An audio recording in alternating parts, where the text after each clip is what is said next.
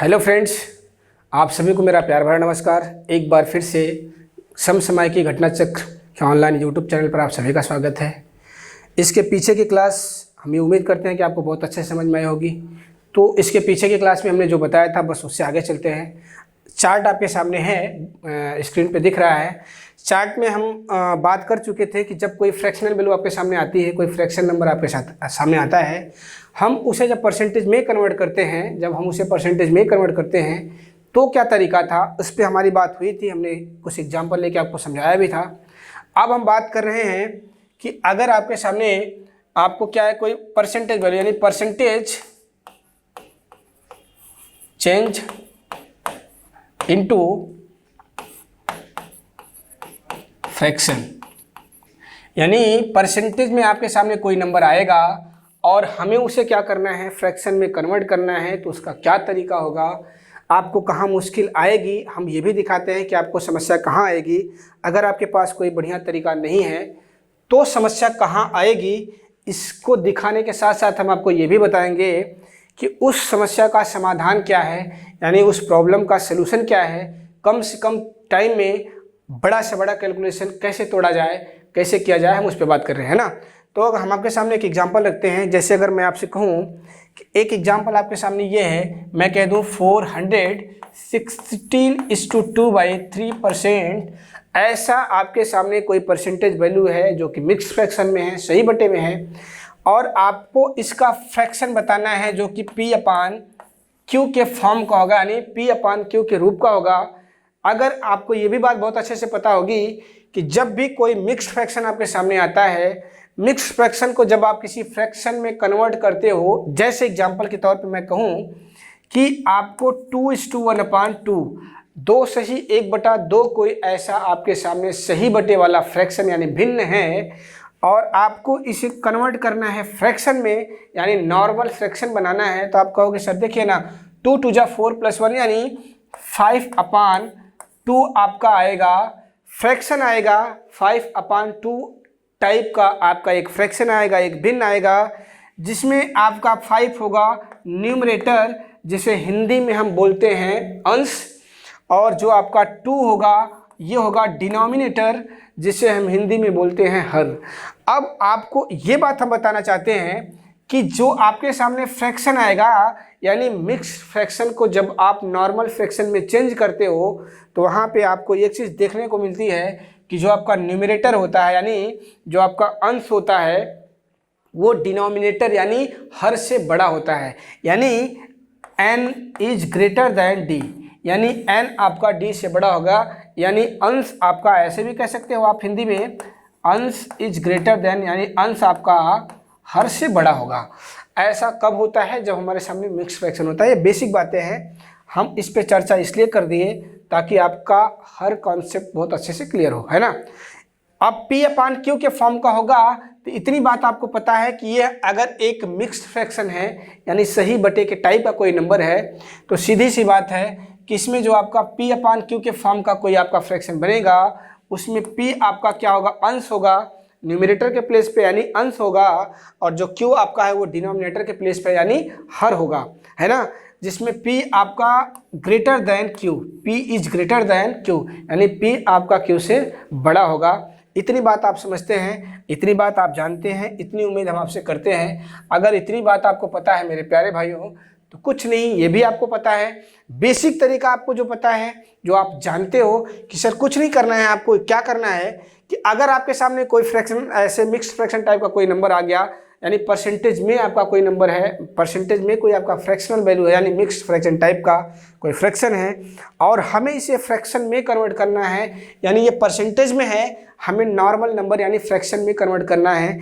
अच्छा, हम बार बार फ्रैक्शन क्यों कह रहे हैं, बार बार हम फ्रैक्शन का नाम क्यों ले रहे हैं, ये हम फ्रैक्शन का नाम इसलिए ले रहे हैं क्योंकि हम, मेरे प्यारे भाइयों, आपको फ्रैक्शन मेथड ही बताऊंगा जब हम आपको क्वेश्चन पे लेके चलेंगे, चाहे वो मॉडल क्वेश्चन हो, चाहे वो एग्जाम का क्वेश्चन हो।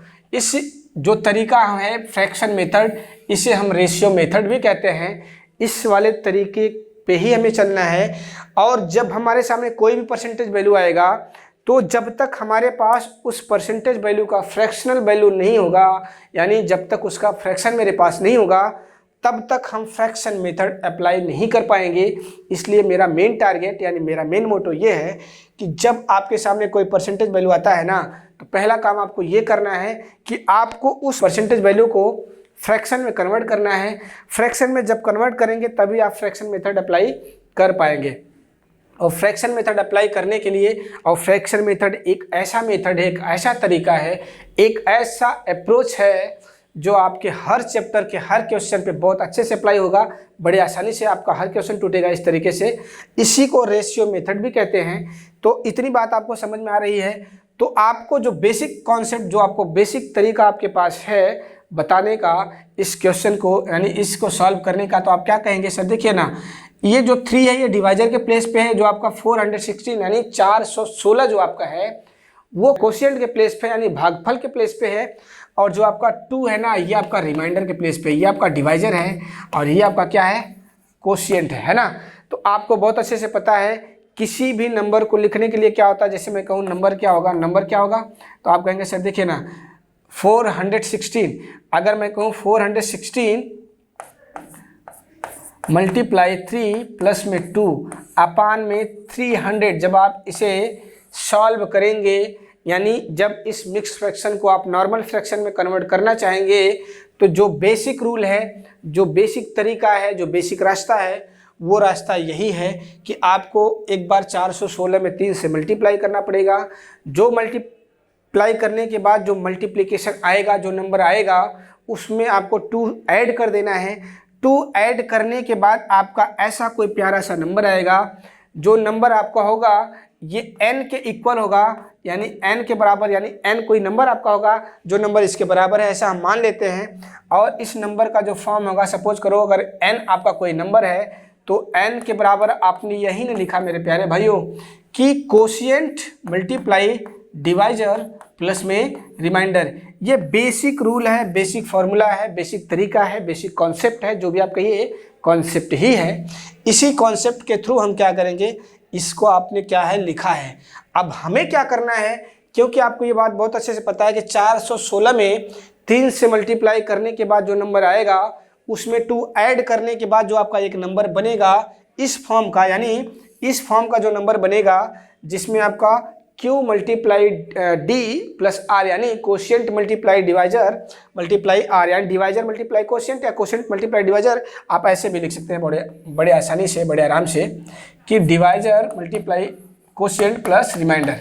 आपने ये जो लिखा है, जो लिखा है, ये आपका एक नंबर है जिसे ये शो करता है। पूरी इत्मीनान के साथ इस बात को सोचिए, समझिए कि 416 में 3 से मल्टीप्लाई, यानी 416 में 3 से मल्टीप्लाई करके उसमें जो 2 ऐड करने के बाद नंबर आएगा, उसे जब आप 300 से यानी 300 से डिवाइड करेंगे, तो सपोज करो कितना टाइम आपका जाएगा। आपका टाइम तो लगेगा ही लगेगा। मैं मानता हूं कि बहुत अच्छी अगर आपकी स्पीड है तो फिर भी आपका 1 मिनट तो जाना ही जाना है। 1 मिनट आपका इस पर जाएगा ही जाएगा।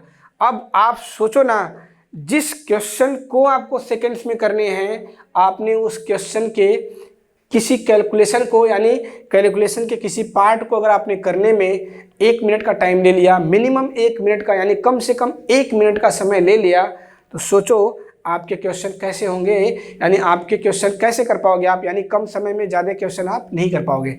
तो करने का क्या तरीका है, ध्यान से मेरी बात को सुनिएगा। मैं ये बताना चाहता हूँ आपको, बताना ये चाहता हूँ मेरे प्यारे भाइयों, कि जो आपका कोशिएंट के प्लेस पे नंबर है, ध्यान से मेरी बात को सुनिएगा, करने का क्या तरीका है।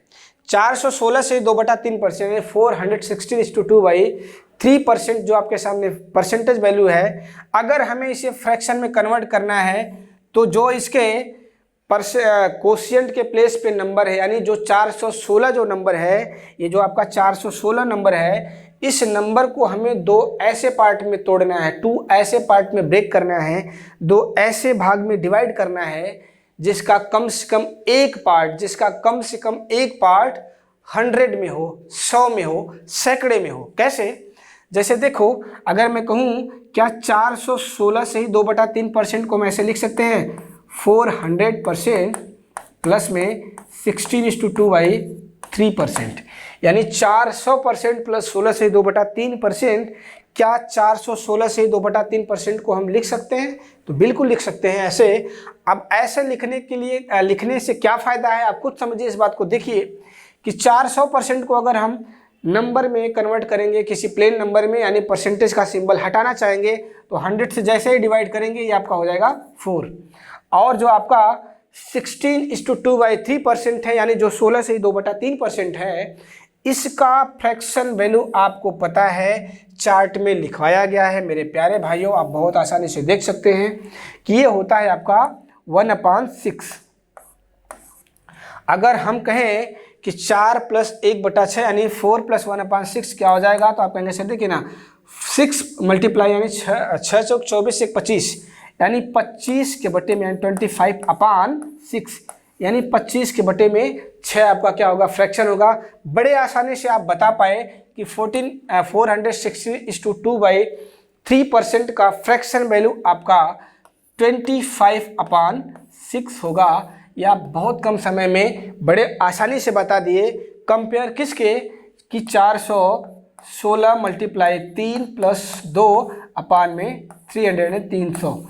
इस कैलकुलेशन के कंपेयर में ये तरीका आपका बेहद आसान है। इतनी बात आप समझते हैं, ये उम्मीद हम आपसे करते हैं। अगर इतनी बात आप समझते हैं तो हम आपको लेके चलते हैं एक और ऐसे ही एग्जाम्पल पे।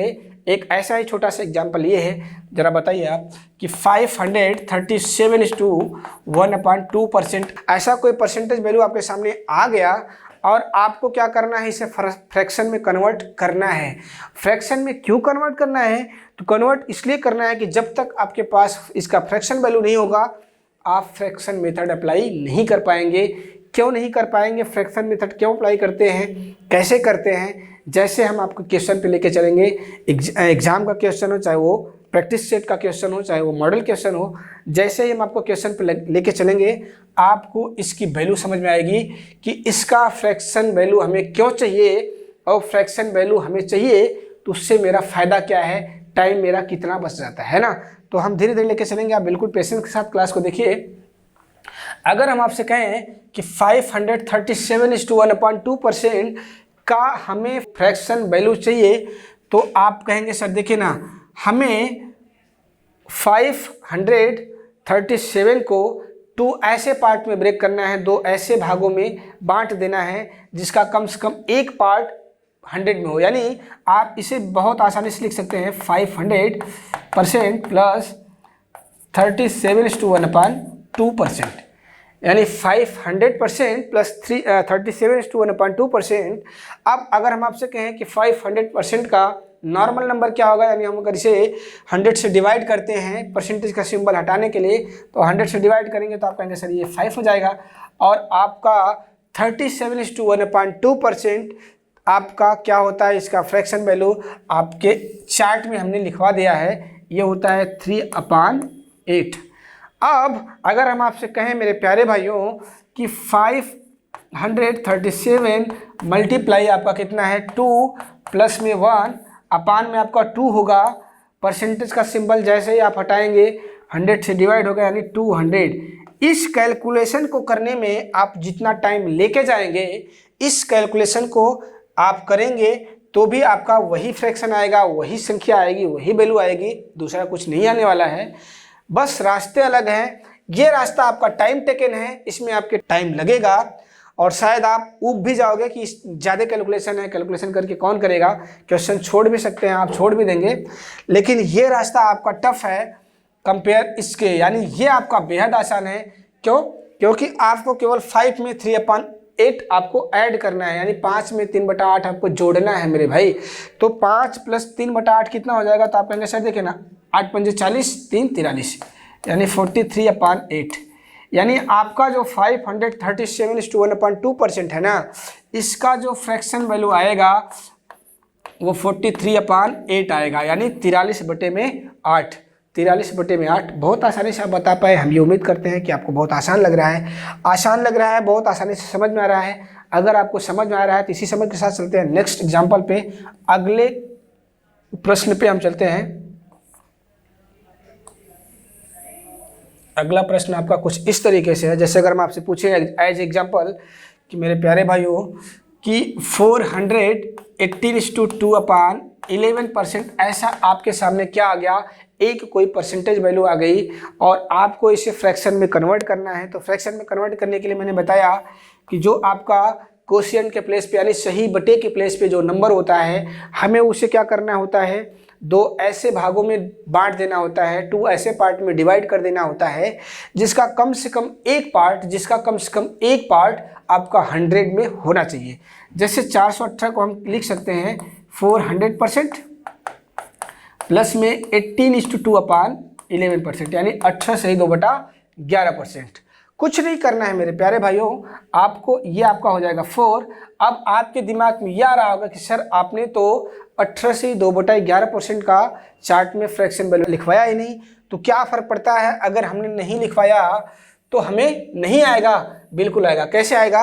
अब आप एक चीज़ देखिए ना, 18 से ही 2/11% अगर हम देखा जाए तो ये 2 आपका 2 तो 2 के प्लेस पे है ही, आपका ये 2 ऑलरेडी 18 में भी मौजूद है, यानी 2 का मल्टीपल ही तो आपका क्या है, 18 है। यानी हम कह सकते हैं, इसको बहुत आसानी से लिख सकते हैं। देखिए ना, क्या 18:2/11% को यानी 18 से 2/11% को हम 2 × 9:1/11% लिख सकते हैं कि नहीं? यानी 2 गुणे में 9:1/11% लिख सकते हैं, बिल्कुल लिख सकते हैं।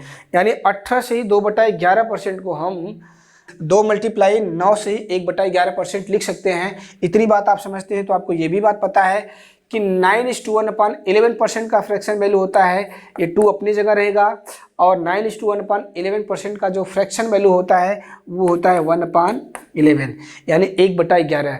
अब 2 × 1/11 को आप बहुत आसानी से लिख सकते हैं 2/11। अब आपको पता हो गया ये बात कि 18:2/11% का जो फ्रैक्शन वैल्यू होगा वो कितना होगा मेरे भाइयों? तो कहोगे आप सर देखिए ना 2/11 होगा। यानी आपके सामने क्या आ गया, एक आसान सा कैलकुलेशन आ गया, 4 + 2/11, यानी 4 + 2/11 को आप आसानी से ऐड कर सकते हो। ऐड करोगे तो क्या करोगे, इस 11 का मल्टीप्लाई 4 में करोगे, कितना आएगा 44, प्लस में 2 करोगे यानी 46/11, यानी आपका जो आएगा क्या, आपका जो फ्रैक्शन आएगा, इस परसेंटेज वैल्यू का जो फ्रैक्शन आपके सामने आएगा वो क्या आएगा, वो आएगा 46/11 आएगा। यानी ये आपका आसान सा आंसर हो गया। हम इसलिए इसको बता रहे हैं क्योंकि आपके क्वेश्चन का ये हिस्सा है, आपके क्वेश्चन का ये पार्ट होगा। ऐसा आपके क्वेश्चन में जैसे ही वो डाटा डालेगा आप आसानी से नहीं कर पाओगे अगर आपको ये तरीका नहीं पता है। बेसिक तरीके से जाएंगे तो आप इसमें क्या करेंगे, 418 × 11 प्लस में 2/1100 यानी 1100। आप बिल्कुल ईमानदारी से अपने दिल पे हाथ रख के ये बताओ, क्या आप इसे 1 मिनट में कर जाओगे? नहीं कर पाओगे। जहाँ तक मुझे लगता है आपका इसमें टाइम जाएगा ही जाएगा, बिल्कुल आपका समय लगेगा। ये पूरा का पूरा टाइम टेकन कैलकुलेशन है, इसमें आपका टाइम जाना ही जाना है। तो टाइम को बचाने के लिए इससे आसान तरीका नहीं है, आप इस चीज़ को सर्च कर लीजिएगा। तो हम आपको लेकर चलते हैं सीधे। हमें लगता है ये बात आपको बहुत अच्छे से समझ में आई होगी। अगर ये बात आपको अच्छे से समझ में आई है मेरे प्यारे भाइयों, तो ज़रा एक बात बताओ ना, अगर मैं आपसे कहूँ कि कोई आपके सामने, अब हम कुछ ऐसे डाटा हैं जिन पे काम एग्ज़ाम कर रहा है, ऐसे कुछ नंबर आपके सामने आ जाते हैं जिनको तोड़ पाना थोड़ा सा मुश्किल होता है। इस रास्ते से जाएंगे तो आसान तो ही है, लेकिन हम थोड़ा सा और इजी करते हैं आपके कैलकुलेशन को। अगर हम आपसे कहें कि 12/11 यानी 12 के बटे में 11, यानी 12/11 कोई आपके सामने फ्रैक्शन है, और आप अगर इस फ्रैक्शन को परसेंटेज में कन्वर्ट करना चाहते हैं तो बेसिक तरीका आपके सामने क्या है, बेसिक तरीका है कि आप 100 से मल्टीप्लाई कर दीजिए। लेकिन हमें 100 से मल्टीप्लाई नहीं करना है, तो क्या करना है, तो तरीका क्या है, तरीका ये है, एक तरीका जो अभी हमने जिक्र किया इसके पहले की क्लास में, तरीका ये था कि 12 यानी 12/11 को 12 × 1/11 हम लिख सकते हैं, तो बिल्कुल लिख सकते हैं। तो आपको ये भी पता है कि ये 1/11 जो होता है इसका जो परसेंटेज वैल्यू है, इसका जो परसेंटेज वैल्यू है कितना होता है, इसका परसेंटेज वैल्यू होता है 9:1/11%। ये बात आपको पता है कि 1/11 जो फ्रैक्शन है इसका परसेंटेज वैल्यू होता है 9:1/11%। अब 9:1/11% अगर इसका परसेंटेज वैल्यू है तो कुछ नहीं भाई, 1/11 के प्लेस पे आप 9:1/11% को आप रख दीजिए। अब अगर आप 12 मल्टीप्लाई 9:1/11% करते हैं तो कुछ नहीं, वही पुराना सा तरीका कि आपको क्या करना है, इस 12 से मल्टीप्लाई एक बार 9 में करना है और इसी 12 से एक बार मल्टीप्लाई आपको 1 में करना है। आप जब 12 से मल्टीप्लाई 9 में करते हैं तो कितना हो जाएगा, आपको टेबल याद है तो 12×9 कितना होता है, 108 होता है, 108 होता है, 9×2 18, 9×1 10 ठीक। और जब 12 से आप 1 मल्टीप्लाई करते हैं तो कितना आएगा, 12 आएगा। अपान में 11 यानी 108 यानी 108:12/11% आपका आंसर आ गया, जो कि सही नहीं है। क्यों सही नहीं है? सही इसलिए नहीं है क्योंकि आपका 12 जो है वो रिमाइंडर के प्लेस पे है और जो आपका 11 है वो डिवाइजर के प्लेस पे है। और आपको ये भी पता है कि रिमाइंडर कभी भी डिवाइजर से बड़ा नहीं होता, रिमाइंडर कभी भी डिवाइजर से बड़ा नहीं होता। तो इतनी बात अगर आपको समझ में आ रही है, इतनी बात अगर आपको समझ में आ रही है मेरे भाइयों, तो कुछ नहीं करना है, हमें क्या करना है, इस 12 में आपको 11 से एक बार और डिवाइड जाएगा, एक बार जो डिवाइड जाएगा वही आपका आके 108 में ऐड होगा। यानी इसका आंसर देखा जाए तो आप करके देखिएगा 109:1/11% आएगा। अब इससे भी आसान तरीका क्या है बात करते हैं, तो उसकी इससे भी आसान जो तरीका है इस पर बात करेंगे नेक्स्ट क्लास में। तो क्लास आज के लिए यहीं ब्रेक करते हैं, आज के लिए इतना ही।